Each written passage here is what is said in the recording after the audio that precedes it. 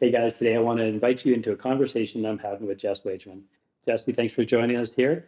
Today we're going to talk about our creative endeavors that help influence and add value to real estate. Thank you for sitting down with me to chat today. I'm really excited to learn a little bit more about you and your passion projects, and your real estate career as we've started at the same time. So it's been fun watching us kind of grow and flourish together. I have a question for you though. Where were you born? What did your parents do, or do your parents do? How did this upbringing influence your career? Okay, so I was born like you in a very big community. No, it was a small community. It was a thriving metropolis of Prince George. I lived there for 3 months, and my family moved back down to the Fraser Valley. I spent most of my life in the Fraser Valley, 40 years. My father was a truck driver. My mother worked at the school, and they were very committed and dedicated in their community, very loyal. I come from a really tight family and a really strong, closely knit family. So I say that really influenced me as far as work ethic and integrity. It's just integral to who we are as a family, and it's just built into us. And in fact, if you see my logo with the G and the D, that's actually third generation in our family.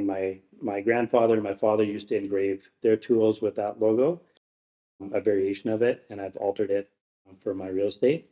But for me, that reflects the hard work and the work ethic of my father and my grandfather, and that the sense of service. Oh, I love that. That's really cool. Can you tell me a little bit about where you're born and raised, what your parents did for occupations, and how that influenced who you are today? That's a great question. So I was born in Alberta in a very small town called Wetaskiwin, technically Ponoka. But I was raised with my father, and he was and still is a house painter and a very good artist. He has one of the strongest work ethics of anybody I know. And being that he was a house painter, my earliest memories are of taking switch plates off and helping him paint houses and learning about color and growing up on the construction sites. And so that really influenced where I am at today. Because we didn't have a lot of money to travel, I got my English teaching degree TESOL degree, and traveled and lived overseas. So I've always had a love for languages, culture, and design and color. So that's really influenced where I am. And came back to Canada, took my degree in linguistics at UBC in Vancouver, and then met my husband and we moved to the island. So during motherhood and reevaluating where my career was going to be, we built a house here in Souk in 2015, and that was my dream come true for me at the time, because we got to build a house, and I've never been able to do that before, and I got to design it and make it our own for our family. And then it just kind of spread over COVID. My neighbors wanted me and their neighbors, and it just spread like wildfire. And then I got my real estate license and thought it would be an all-encompassing career choice. Jess, would you say there's a moment where you kind of discovered your calling to be involved in interior design and that creative expression of who you are? Is there a defining moment that kind of captures that? Yeah, for sure. So as a kid, like I said before, we moved around a lot, like a lot. And so my only sense of control as a little kid, even though I loved living in new places and old places and big places and small places, my little center of the house and that little world was my center. So making it cozy and comfortable and inviting for me and my friends, or just me, was what I lived for. And so that turning that into something that I can do for other people has been a calling for a long time, but I think I denied it and thought I was going to get into something more educational. But when it came out that I was actually being hired to do that and actually charging people, such as my neighbors, it was a really exhilarating feeling. So being able to make comfortable, cozy spaces that are livable is my goal for my clients. As for real estate, like I said, grew up in construction and saw lots of different homes. So I felt I had some knowledge in that, and took the course to see where it would find me. And here we are today. Can you recall when you discovered your real estate or videography passion? growing up, I always had the opportunity to go outside lots. My dad was an active hunter, outdoorsman. We were always experiencing the outdoors. He was also very active with his hands. We would rebuild cars, we would work on stuff. And I think that that sense of creation was always a part of who I am. And so when we were hiking, we were hunting, I'd be looking at the incredible view around me, going, how do I capture this? How do I felt fortunate, 15, 16 years old, walking through the Alpine in the snow and the light coming through. And it captured a bit of, I guess, a sense of awe and a wanting to capture that. And so I expressed interest early on about photography and about taking pictures. And it was definitely not something that was shared by other people in my family. Yeah, dedicated, committed to their jobs. I was as well, but there was this side of it that is a creative expression. And so I think I knew early on that it just looked a little bit different, just didn't fully know how that fit in. So I spent a lot of time in the construction industry, and I was doing that, working hard, providing for my family. We got a large family with 6 kids. So it took a little bit of doing to put food on the table. But I soon became aware that that wasn't everything for me. I had started to develop a desire to do photography. I would, with the advancement of the iPhone, it's so capable. The best camera I have is the one that's with you. And so I started doing everything I could with my iPhone, and people, well, actually got offered a job. I see how you capture, I see your eye for creativity. And because of that, I would like to offer you this job.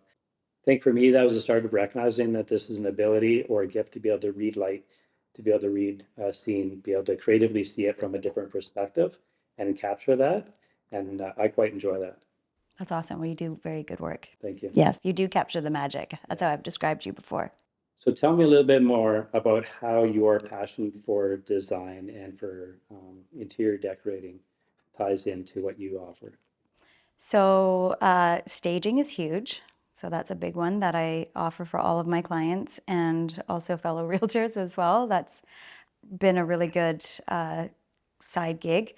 But I think also for my buying clients, I can help them look at a house and see past some of the things that might turn away other buyers, like so bigger, small cosmetic jobs, and how we can talk about a return on investment and all that kind of stuff, especially for my sellers as well. How can we revamp their house so it goes onto the market in its best condition? Yeah. And also return on investment in those types of things too, so they're not putting their money in the wrong spot.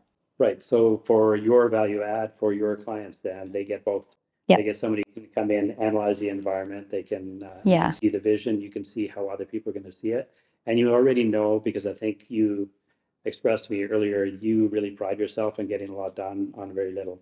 And so it's not Yes. always the top dollar renovation. It's Right. always what can we do with what we have, Yep. or what can we do with very little that gives us higher value. Yep, exactly. Yep. It doesn't take a whole lot to get your return on investment in a lot of these places. So putting your money in the right places will allow you to come out on top every time. In our industry, we often tell stories about things that happen when we're showing houses, unexpected surprises. Are there any quirky or interesting stories about your experiences in the industry or design, real estate that you could share with us today? So, design and real estate, I've seen the classic quirky situations where you find a toilet on a staircase, like a plumbed toilet on a staircase, or just really wacky DIYs and things like that. But for my personal career and journey, I'm a mom of 2. They're just little, 4 and 6 right now. And I bring my kids everywhere. They're part of my brand, people say, and they come with me on showings, design meetings, to construction sites, to tile stores, everywhere. And my youngest is notorious, and my repeat clients noticed this, but she's notorious for, how do I say this? We're potty training. And so she's notorious for having to go number 2 everywhere we go, no matter how many times a day, no matter what. So I just wanted to shout out to all my real estate and design clients for being so understanding as a mom who brings her kids to work. And now it's just a really good icebreaker for most meetings. Yeah, and good for you. And so that same work ethic, the same surrounding them in that culture, understanding business, understanding relationship, people, and Yeah. yeah, in design. That's cool. It's going to be interesting to see where they go. Yeah, their big Barbie doll house is currently being redesigned right now. Not by me. I mean, I've followed your feed for a while now, and I know that you get restless in your own home as well. I do lots of changes. My husband works 2 weeks on, 2 weeks off, and when he's away, I tend to do a lot. And then when he comes home, he's looking around the house like, what's new? What's different? I find if I'm in an inspirational funk, I'll do a lot of inspirational research, and then I'll actually do a room in my house. And if you see me on social media revamping a room in my house, it usually means that I'm needing inspiration, needing to get rid of anxiety, or I call it it's my therapy, no matter how long it takes me to do it, after work, before school, in my downtime. People think I'm crazy that I'm doing it in my downtime, but that is my downtime. That's my therapy, and I really enjoy it. I like to practice on things in my own home. It's the transformation of the space into a completely new space, and I've done my kids' rooms countless times, and it's seeing their face and also seeing my husband's face when he comes home because he likes it every time. So that's a lot going on. You're in real estate and you're doing jobs for clients and for colleagues. How do you balance all those things with your family, with your kids, with your husband, with your work, with your multiple different endeavors that you're doing? How do you find balance, or do you? No, I don't find balance. And like we spoke before, it's more of a give and take of family and work and family and work. And when you find that you are at capacity, which is something that I'm constantly learning what my capacity is on either side, that's when you have to acknowledge that you're at capacity and it's time to tone it down. Like for design, I have 11 clients going on right now, and I'm at capacity. I can't take any more on. And so now I'm booking into the new year. And that was a really big mind shift for me to actually book people out instead of saying yes to everything. You know, I'm one person, I'm a solo mom half the time. So I really need to, you know, make sure I give time to my family and my kids, obviously, and do things for myself. But if it's not in my calendar, it's not going to happen. So I book me time, kid time, family time, work time in my calendar. So speak to that a little bit. Are you're one of these people then that just blocks all your time? Every day is spoken for. Do you do that the night before and just plan your day? Sundays, I usually make sure all my work stuff is in the calendar. And then all the kids' stuff is in the calendar and all their activities and all that. And also, I think it's important that we book commute time in our calendar too, because that is time that we can't be doing anything else. So my New Year's resolution is not to book my calendar out so full. And I'm still working on booking me time in there. It's always a work in progress. In the world of videography and real estate, we often have funny stories to tell or experiences. Do you have any to share with us? I don't know if I would call it fun, actually, Jess. Like you, I've have people who contact me and want me to capture videos of their places and help tell a story, create that magic, capture the light, and invite people into the story and make it attractive. So I had a colleague that had contacted me and he wanted a sailboat shot and he wanted a drone shot over the sailboat coming in into the water for this low bank waterfront home. And he wanted me to capture that perfect. We went back and forth, 3 opportunities to get a boat, and they all fell through. At the end of the day, they finally landed on a plan to put me on a boat and we were going to pull into the harbor. And I had expressed that I wanted to fly from the shore because flying a drone from the boat is not very safe. All that to say, when we got there, in the moment, the tides were changing. The skipper of the boat said, "We can't actually pull in. We're not actually going to stop. We won't get around the point if we don't leave now. So you've got an option to fly now or don't fly at all." And so I had my $2,000 drone on the deck and I had a moment. Do we do it or do we not? Oh, We were no. there to capture the moment. So we did it. The drone will actually reference the satellites and it'll reference the boat. And it gets confused when it tries to do both at the same time. So I elevated the drone about 3 feet off the deck of the boat. It went sideways right into a cable, spun around and right down to the bottom. Just that humbling moment of looking and going, wow, we risked it. And that didn't pay off. Oh, no. Yeah. So that's my moment. But I had to go back and get another drone and finish the job. So in 3 days, that boat was coming back. This time I stood on shore and we did capture it. And we did capture that sailboat coming into the harbor and created a narrative to help promote the home. But yeah, that was a Interesting. pretty humbling moment, actually. Don't we have lots of them in this industry? Right?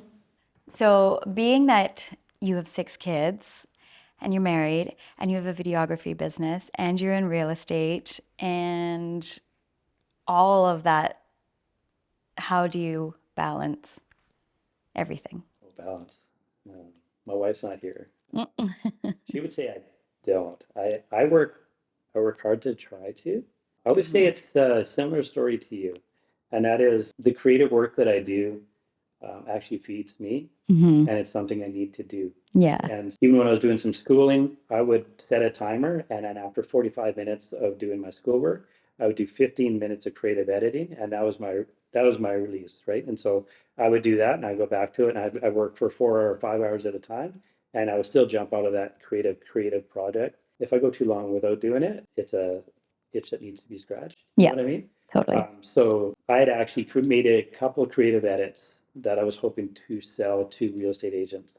And I showed a couple of friends and they said, yeah, would you buy this? We would in a second, Greg. We love your work. We've seen it. Yeah. But I want to challenge you to think about it this way. Maybe you should get your license and you could do that whenever you want and you could help promote your own product. And that's actually for me when the light went on. I've renovated a couple of homes. We did a major renovation in our last home, $55,000 below grade basement suite in the home. I kind of did that myself. I bought and sold several homes. Construction wasn't new to me, housing wasn't new to me. And now I had this new ability with the creative edits. So real estate for me was just a combination of all my passions. My work and my play mix a lot. And so it's a tough question to answer. I think if I do it well, I can offer a product as a premium product and then I can invest into it. Is there a measurable for what success looks like for you? I think success looks like for me is time, more free time with my family. And how that looks for me is delegation and having a team. I'm so close to hiring somebody, but I'm also too scared to do it. And so I think that I need to obviously get over that if I'm going to expand my business on both sides. So it will be having a team and something that kind of runs effortlessly. And I know that's going to take a while. I'd like to get into real estate investing as well. So I'm learning a lot about that right now. I think it's just time, having more time to be present with my family and doing. Yeah, there's a running joke. This is why'd you get into real estate? Well, because I wanted to be able to control my own time and do what I want. Yeah, that's not the case. But it's a real challenge, right? Yep. How to draw those boundaries, how to build your business so that it's scalable. Do you see yourself leading a team, or do you always have to be, or will you always want to be on the ground helping design? I will definitely always want to be on the ground. How that looks in my next 20 years or so, I may, for design, maybe it'll just be, you know, overseeing and that kind of thing, a team of designers. I will probably always be licensed, but I really want to get into investment. I'm only just tipping the iceberg on this one. So it's a new direction for me. So we'll see how that goes. One of the questions that I asked you is about what does success look like? And I think for me, success in this industry would be able to identify those properties where people want to tell a story that helps sell their home, that would be able to market that across the country. And maybe it's a unique home with unique features. And we have incredible real estate here in Victoria that I would love to tell the story and get fresh eyes on. I look at that and I go, if I could get to the point where I could meet these clients and I could tailor make their media package for them, listen to them and invest in it because I don't know any other way. We work hard. I work hard to try to create that. And so for me, success would look like being able to invest heavily into each home that I list and be able to invite people into that narrative, get fresh eyes on it. It's not something that's stagnant and sitting on MLS, but Yes. something that people can fall in love with Yeah. and say that's what I want. So we live in a very technological world these days, and a lot of things are being automated. What are your thoughts when you think about AI? For me, it's a bit of frustration. You work really hard to develop a skill set and ability, and then you work really hard to try to get to a higher level. But what AI is able to do with very little information, and it synthetically ties it together and creates essentially a false image or a variation of the image that you have, is both intriguing and frustrating.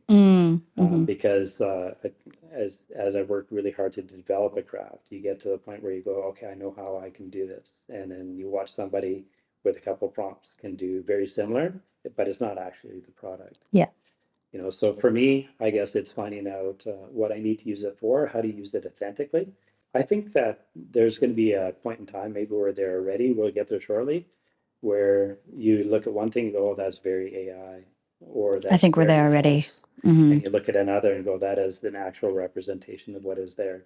And so I think there might be opportunity within AI to distinguish and to set aside and say that, no, this is actually an original product and it's handmade. And because it's handmade and it's not something someone can text to talk to, could potentially have more value.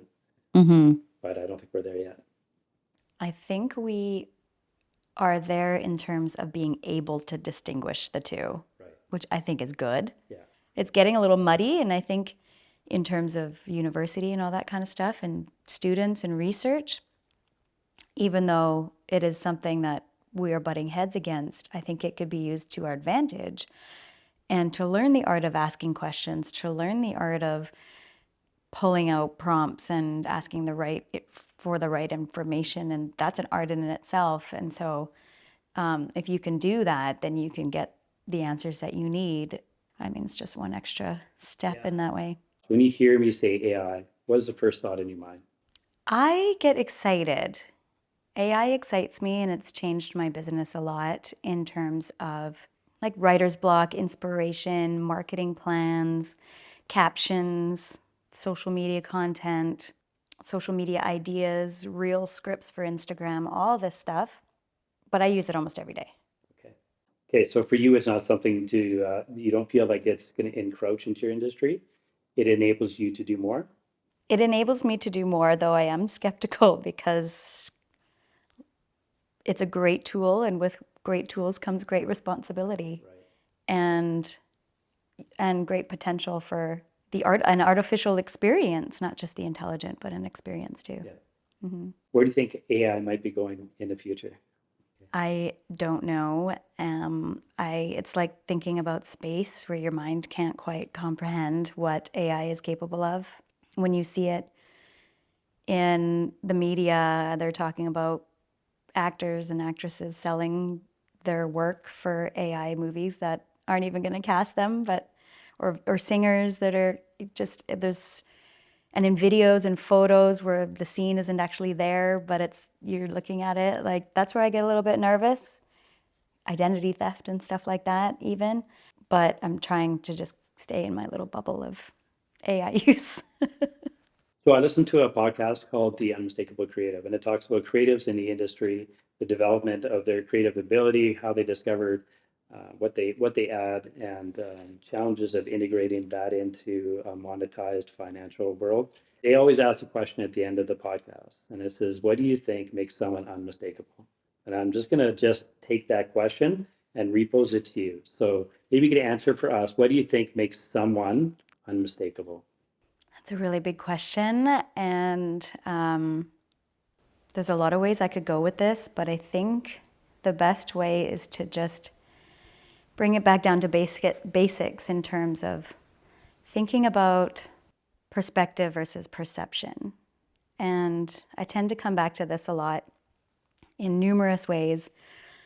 In my family, raising kids, talking to my husband, my friends, clients, all the things. And it's really about, we all have our own perception of the world. But then there's also perspective. And perspective means that you take yourself out of your own perception and even put yourself into someone else's shoes and learning their perception and their experiences, what they're going through, asking them the right questions, listening to their stories, and understanding their perception so that you guys can make the best decision for each other. And I think that's really important to remember to do, and you can really make a real mindset shift on understanding how other people work individually and just really listening to them. Yeah, it goes a long way in all relationships, not just real estate and design, if that all makes sense. What makes someone unmistakable? Or you? Yeah, that's something I've listened to that podcast many times, and I've watched a lot of people struggle with it. And I've had the privilege of thinking about it, and it's still a challenge. But I would say for me, in my journey, I just turned 50. Congratulations. Thank you. It's you can do life a lot of different ways. I think where I've arrived that if you're doing things just for financial return, you're actually robbing the world and those around you from the authentic you. I love that. So I think that what makes someone unmistakable is recognizing what your gifts are and what your passions are, and in building into them. And sharing it. Yeah, and in sharing them. And I think that if more of us did that, we would be a joy to be around with. You reflect joy in what you do, and it shows in your work. And it's a Likewise. passion project. Mm-hmm. People want to be around you when you do that.